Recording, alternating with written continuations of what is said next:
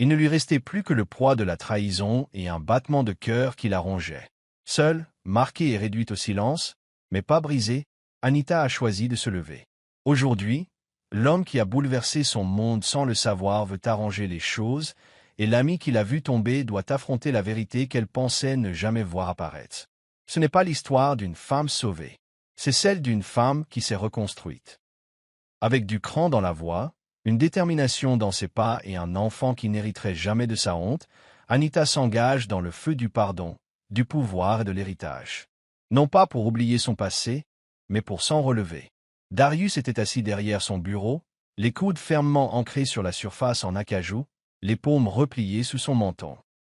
Son visage habituellement indéchiffrable, façonné par des années de bataille au sein du conseil d'administration et de transactions à gros enjeux, était marqué par le malaise.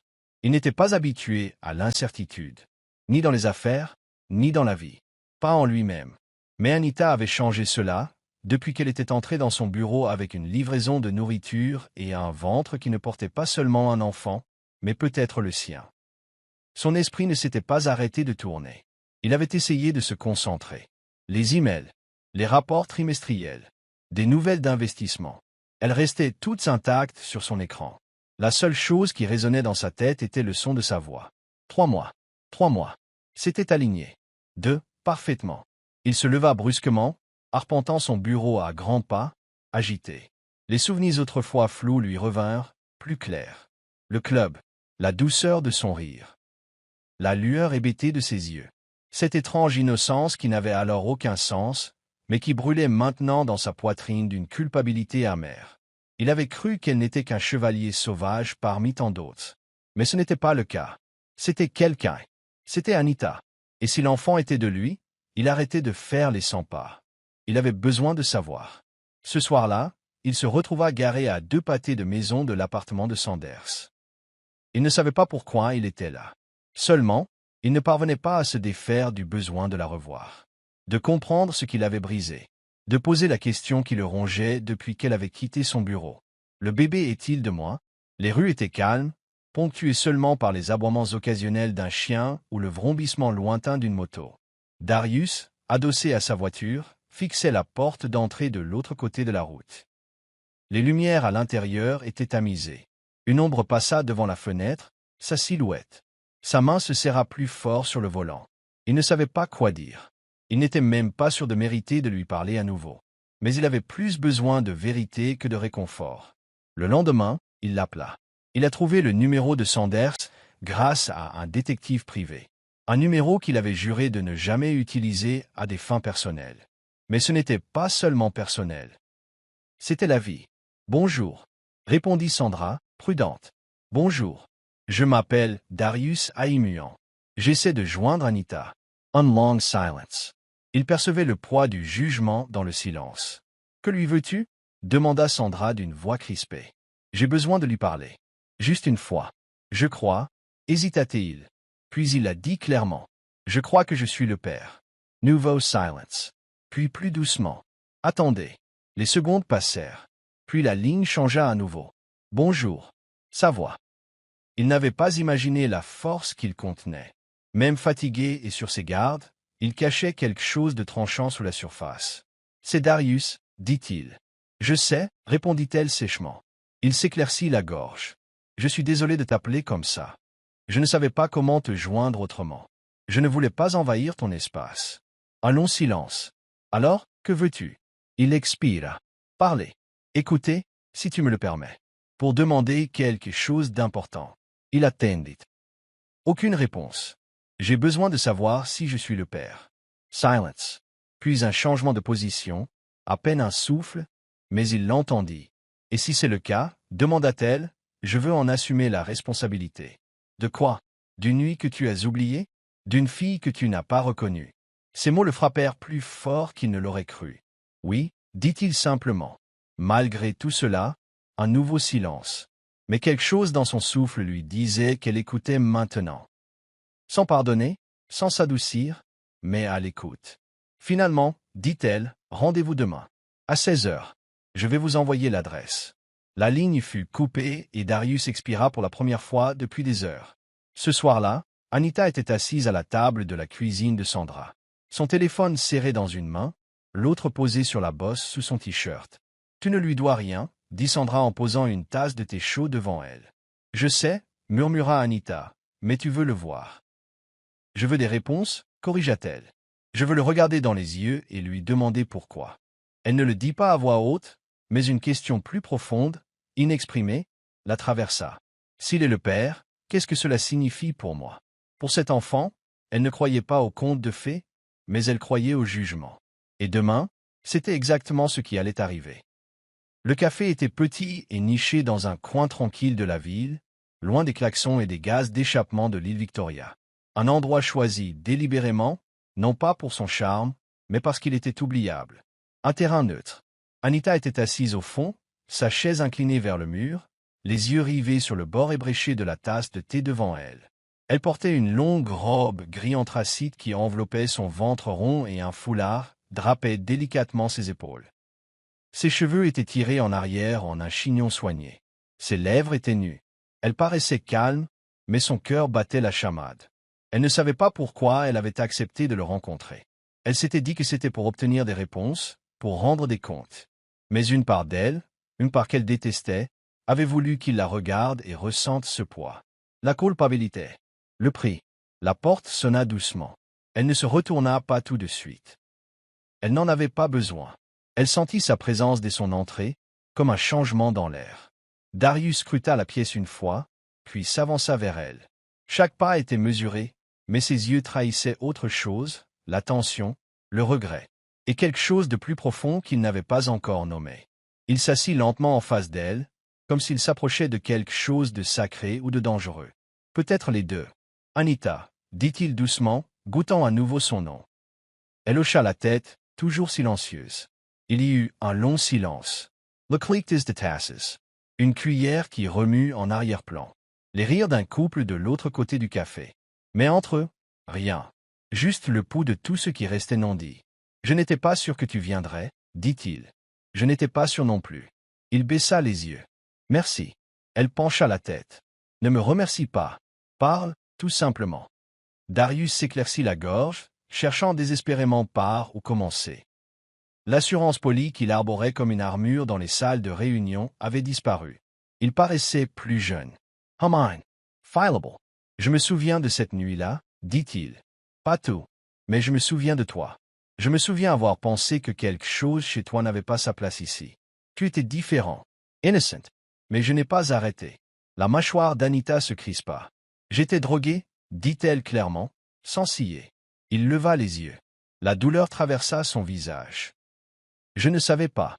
Mon amie Linda a drogué mon verre, » ajouta-t-elle d'une voix ferme, même si ses mains étaient serrées sous la table. « Tu m'as demandé si je voulais partir, et j'ai acquiescé. Mais je ne savais pas à quoi j'acceptais. Je n'avais aucun contrôle. Ce n'était pas un consentement. » Darius déglutit difficilement. « Je te crois. » Elle le regarda dans les yeux. « Et toi? »« Oui. Alors tu devrais savoir que ce qui m'est arrivé était une violation. Même si tu ne le voulais pas. » Il baissa la tête, la honte lui brûlant les oreilles. « Je ne savais pas que tu étais vierge. » Jusqu'à ce qu'il marque une pause, le souvenir lui venant à la gorge. « J'ai été choqué. J'ai paniqué. Je ne savais pas quoi faire. Alors je suis parti. Avec de l'argent, dit-elle d'une voix sèche. Il tressaillit. C'était une erreur. Je ne savais pas comment la réparer. J'étais un lâche. Elle hocha lentement la tête. C'était la vérité dont j'avais besoin. Ils restèrent assis en silence, mais cette fois, ce n'était pas un silence creux. Il était chargé du poids de la confession. Un moment suspendu entre les conséquences et la conclusion. « Est-ce à moi ?» demanda-t-il doucement, les yeux rivés sur son ventre. Elle marqua une longue pause, puis répondit « Oui ». Ce mot n'était pas prononcé avec colère. C'était une certitude. Avec le poids inexprimé de mois de solitude, de nausées, de nuits blanches à travailler en double, de promesses murmurées à son enfant Annette. Darius expira brusquement, l'air quittant ses poumons comme s'il l'avait retenu pendant des semaines. « Pourquoi n'es-tu pas venu me voir ?»« Parce que je ne savais pas qui tu étais, » répondit-elle. « Je ne connaissais pas ton nom. Je ne savais même pas si je voulais te retrouver. Tu m'as pris quelque chose, Darius. Quelque chose que je gardais. Quelque chose que je n'ai jamais pu choisir. Ses yeux brillèrent et il détourna le regard. « Je veux être bien avec toi, dit-il. Et avec le bébé. » Anita lui lança un long regard mesuré. « Je ne veux pas de pitié. Je ne veux pas que tu sois impliqué par culpabilité ou par pression. » « Ce n'est pas de la culpabilité, dit-il rapidement. C'est plus que ça. Je dois réparer ce que j'ai cassé. Tu ne peux pas le réparer, dit-elle. Mais tu peux peut-être y rester. Être présent dans les ruines. C'est plus honnête. Il hocha lentement la tête, laissant la vérité s'installer. Je veux aider, répéta-t-il. Quelle que soit votre situation financière et médicale. Je peux te simplifier la vie. Je ne recherche pas la facilité, dit-elle. Je recherche la dignité. Il croisa son regard. Et pour la première fois, elle le vit. Pas seulement du remords, mais quelque chose d'autre qui se cachait derrière. Quelque chose de non dit. Quelque chose de tendre et d'incertain. Alors je le mériterai, dit-il. Un pas après l'autre. Elle l'observa en silence, puis se leva. Je ne te pardonne pas, dit-elle clairement. Mais je ne te déteste pas non plus. Darius s'est levé aussi. C'est juste. Elle lui tendit la main. Il la prit doucement, comme si elle allait se briser. C'était la première fois qu'ils se touchaient depuis cette nuit-là. Et cette fois, ce n'était pas né de la confusion ou de l'obscurité. Cette fois, c'était un début. La clinique était nichée entre un cabinet dentaire et une pharmacie. Petit, calme et dépourvu de la froideur clinique qu'Anita avait redoutée. Les murs étaient peints dans des tons crème chaleureux, et une douce musique classique était diffusée par un haut-parleur au plafond. Tout semblait trop calme pour ce qu'elle portait en elle. Elle était assise dans la salle d'attente, les mains jointes sur ses genoux. Son foulard était trop serré autour de son cou. Mais elle ne le rajusta pas.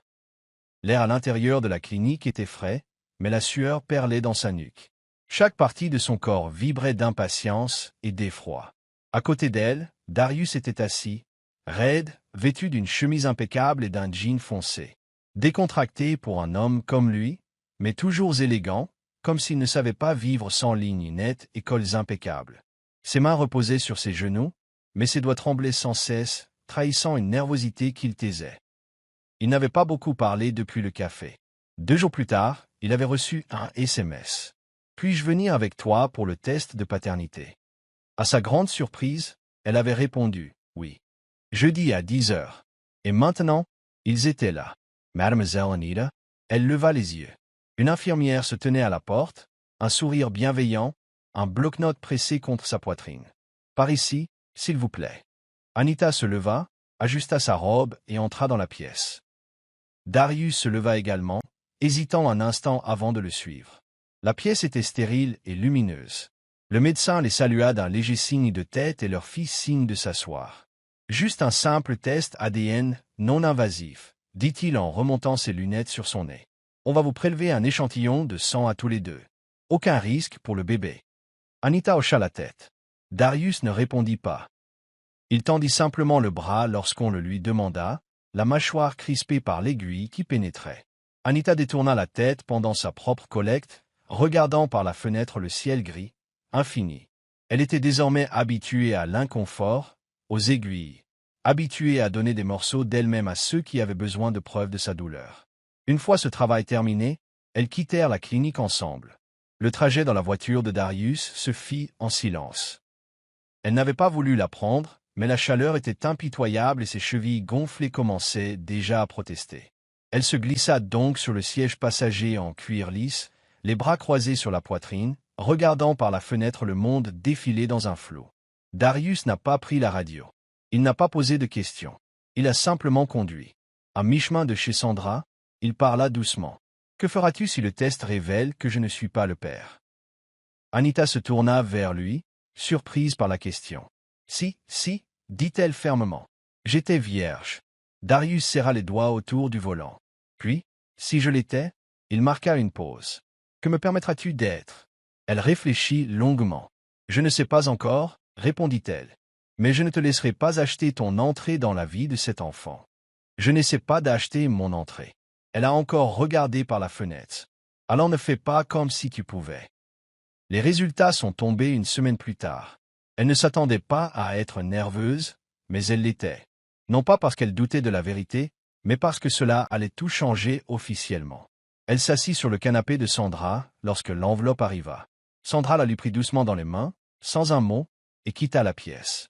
Anita l'ouvrit d'un geste prudent. C'était là. Clinique. Froid. Scientifique. Paternité. Probabilité de 99,9%. Elle fixait le papier, la vue brouillée. Non pas à cause des larmes, mais à cause de la pression qu'elle ressentait derrière les yeux. Elle avait raison. Et maintenant, lui aussi. Ils se retrouvèrent 2 jours plus tard dans un parc, près de la marina. Un espace choisi parce qu'il était ouvert, public et sûr, émotionnellement et physiquement. Darius arriva en avance. Anita arriva pile à l'heure, les résultats à la main. Elle les lui remit sans cérémonie. Il les lut lentement. Une fois. Puis une autre. Lorsqu'il releva les yeux, son expression ne trahissait pas le choc. C'était quelque chose de plus profond. Comme si son monde avait basculé. « Je te crois, » dit-il doucement. « Tu n'as plus le choix, » répondit-elle. Darius plia le papier et le glissa dans son manteau. « Je veux m'impliquer, » a-t-il dit. Pleinement. Pas seulement comme simple émetteur de chèques. Je veux être père. Anita haussa les sourcils, testant le poids de ses mots dans l'espace qui les séparait. Tu crois que c'est si facile? Non, admit-il. Mais je ne suis pas là pour la facilité. Je suis là pour de vrai. Elle l'observa longuement, cherchant les failles dans son sang-froid.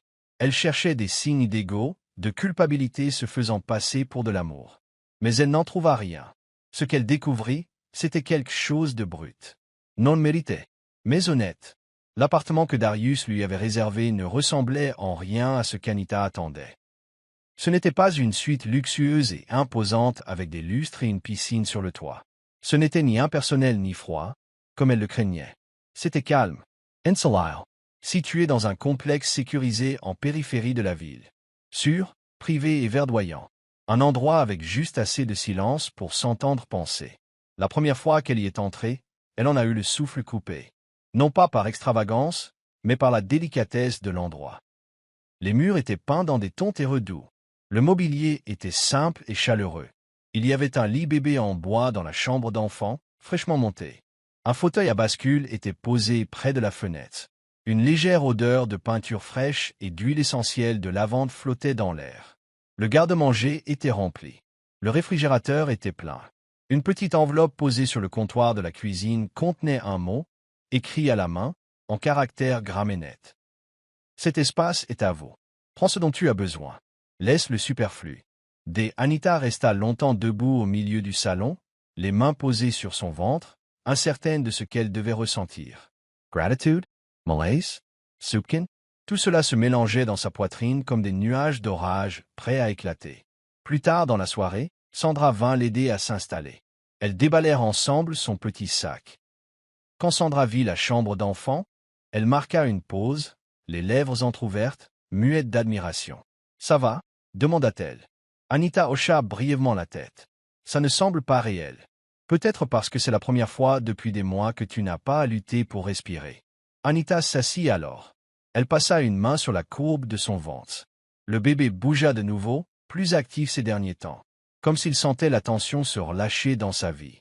« Ce n'est pas moi qui suis sauvé, » dit Anita. « C'est moi qui reprends mon souffle. » Sanders Surratt. Exactement. Les semaines suivantes se sont déroulées sans heurts. Darius n'a pas envahi le pays. Il a pris de ses nouvelles brièvement, respectueusement. Un SMS par-ci, un appel par-là. Jamais insistant. Jamais trop familier. Toujours demandé avant d'apparaître. Avez-vous besoin de quelque chose pour votre prochain rendez-vous?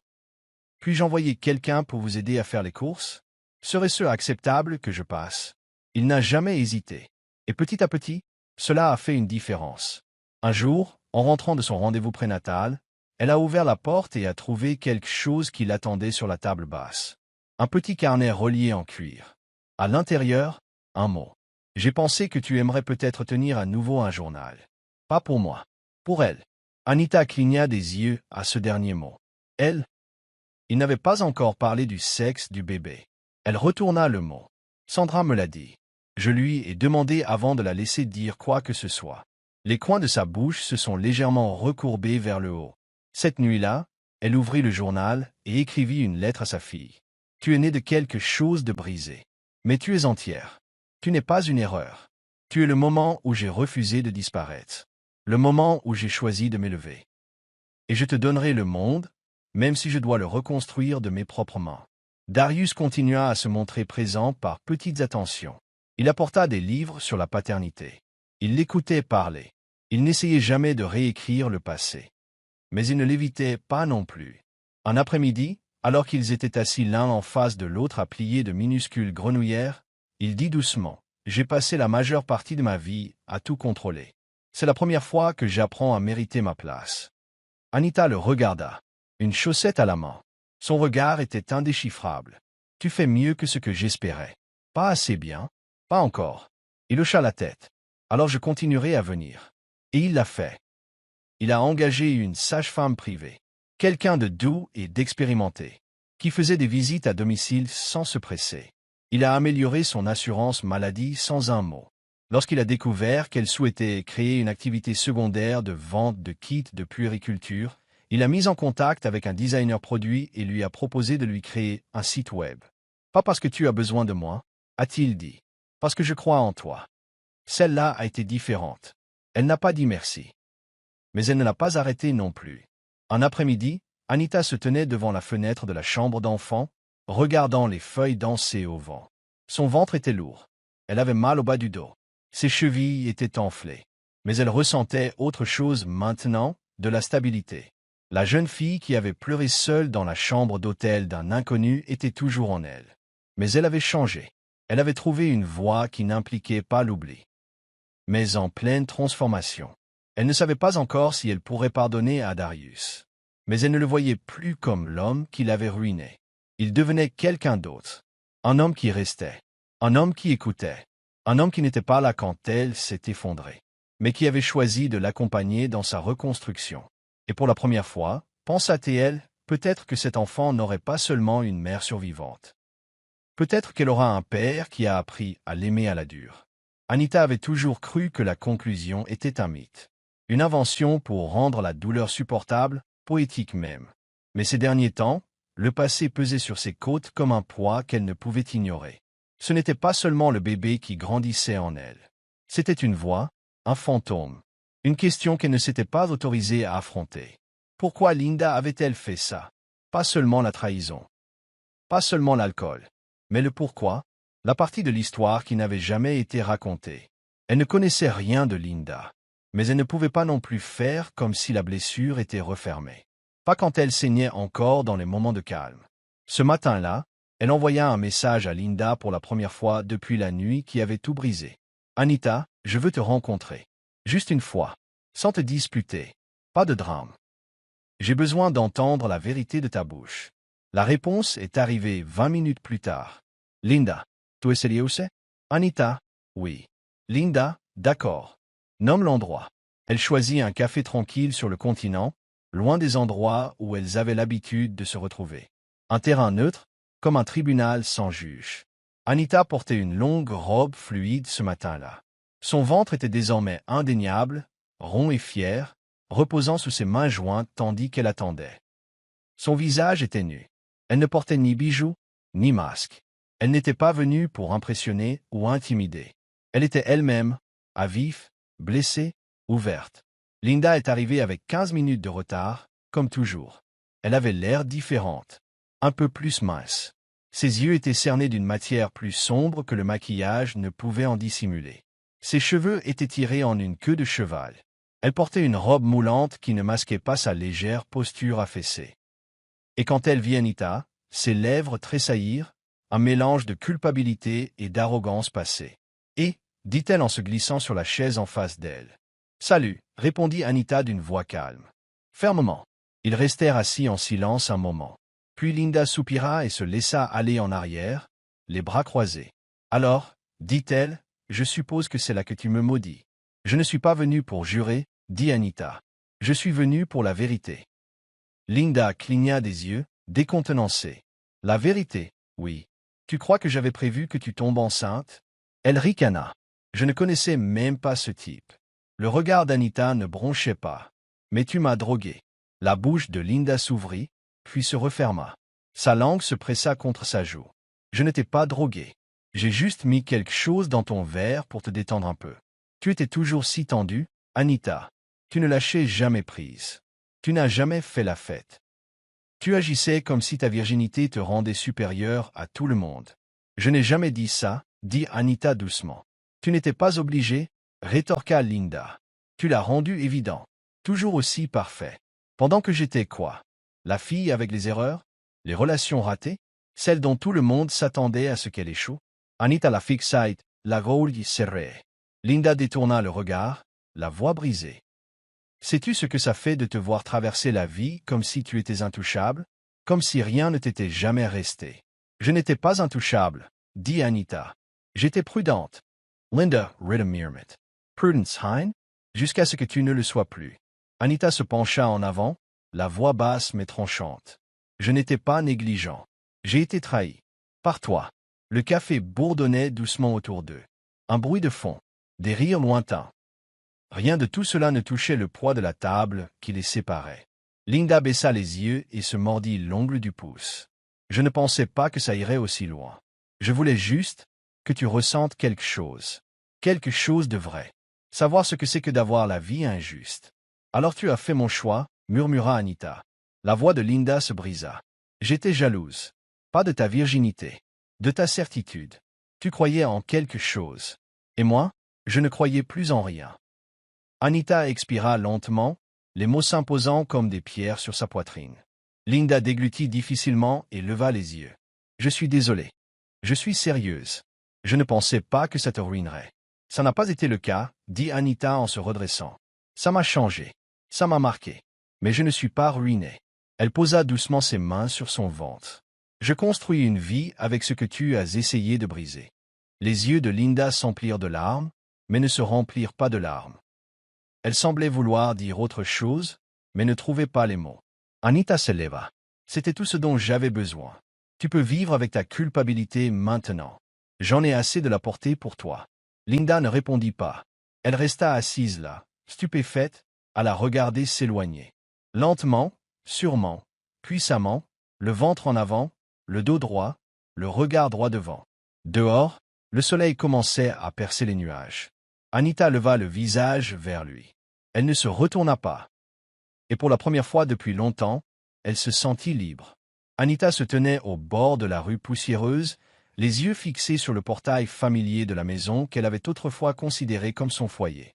Le métal était rouillé aux angles et le vieil hibiscus près de la clôture perdait ses pétales, comme toujours à cette époque de l'année.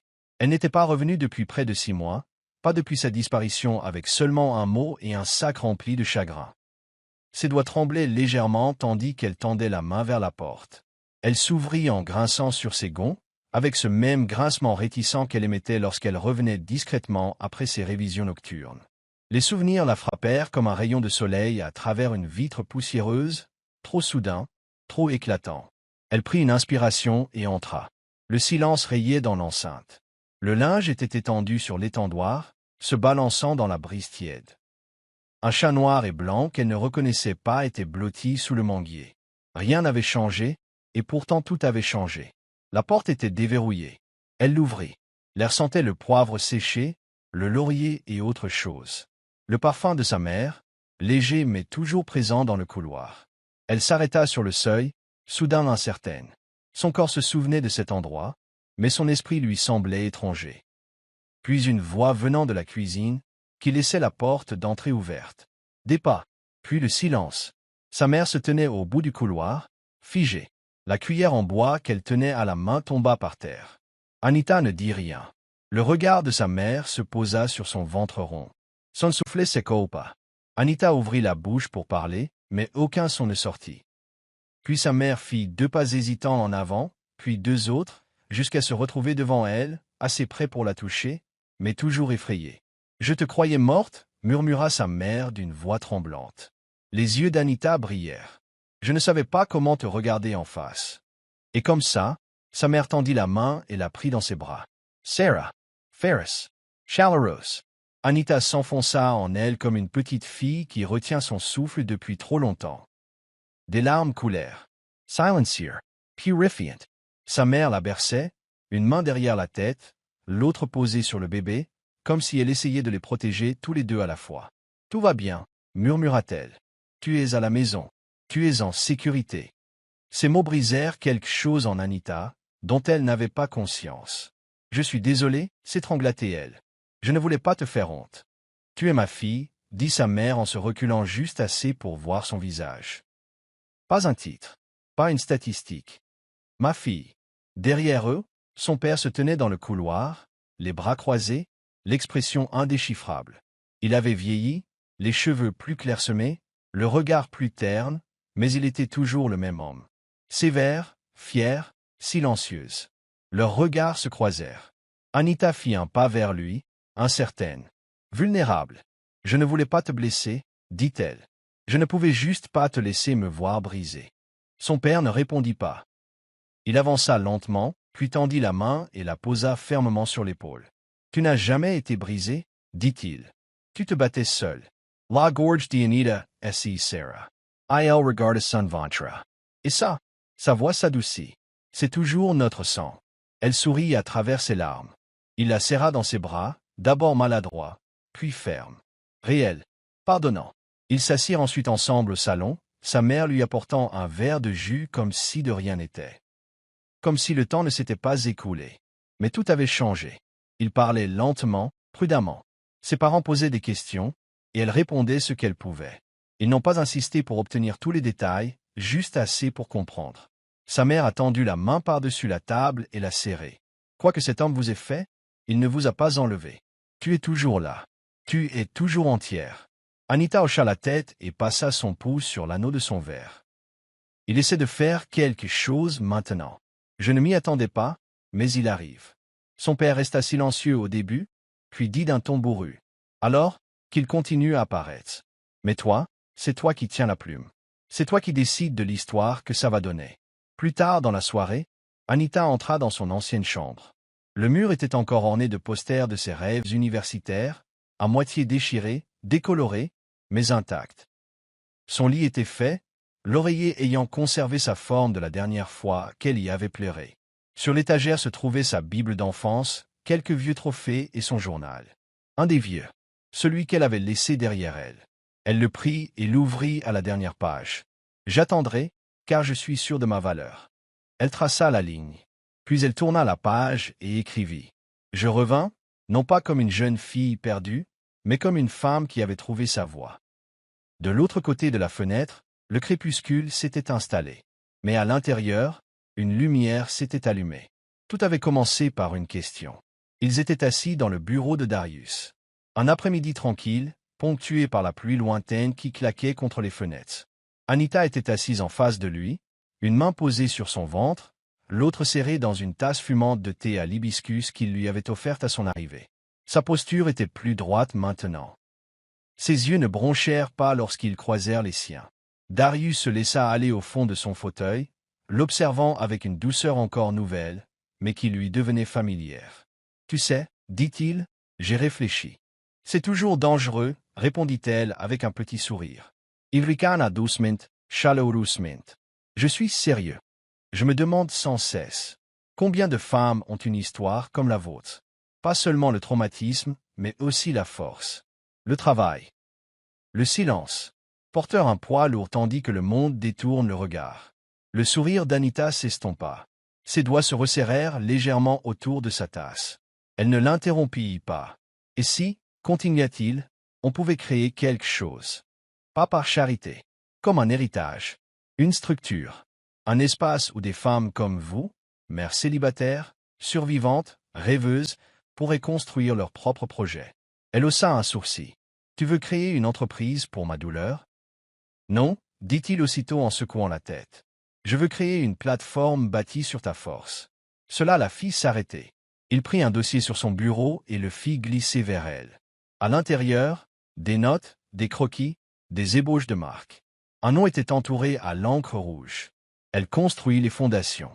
Une association hybride à but non lucratif et un incubateur, a-t-il déclaré, avec une voix calme mais passionnée. Formation. Financement d'amorçage. Mentorat. Les femmes dirigent. Les femmes dirigeantes. Aucune pitié. Juste du pouvoir. Anita feuilleta lentement le dossier. Son visage ne trahissait rien. Tu as travaillé là-dessus sans me le dire? Je ne voulais pas en parler avant d'être sûr que tu me laisserais m'asseoir dans la même pièce que toi pendant plus de 10 minutes. ses lèvres tressaillirent. Et je ne lancerai rien sans ta voix. Pas seulement l'inspiration. Toi, Anita. Elle a fermé le dossier. Je ne veux pas que mon nom soit inscrit sur quelque chose qui paraît joli sur le papier, mais qui ne sert à rien sur le terrain. Moi non plus. Et je ne veux pas que tu t'en serves pour te donner bonne conscience. Je n'essaie pas, dit-il doucement. Mais si mon passé a brisé quelque chose, peut-être que mon avenir pourra aider à reconstruire. Anita expira lentement, regardant par la fenêtre. Dans la cour en contrebas, une femme marchait sous la pluie, tenant son enfant sous un parapluie à pois. Elle le regarda. Alors, on fait à ma façon. Il hocha la tête. À ta façon. Le premier bureau était petit. 2 chambres et une kitchenette commune. Mais l'ambiance était animée dès le début. Anita n'a pas seulement prêté son nom. Elle a élaboré le programme, recruté des intervenants et organisé des systèmes de soutien pour les femmes quittant les refuges. Elle a rencontré chaque candidat elle-même. Leurs histoires faisaient écho à la sienne. La douleur sous différentes formes. Mais la même résilience transparaissait dans chaque voix. Un matin, elle se tenait devant le tout premier groupe de femmes assises dans une salle lumineuse aux murs jaunes et aux chaises dépareillées. Elle se présenta sans détour. « Je m'appelle Anita, dit-elle.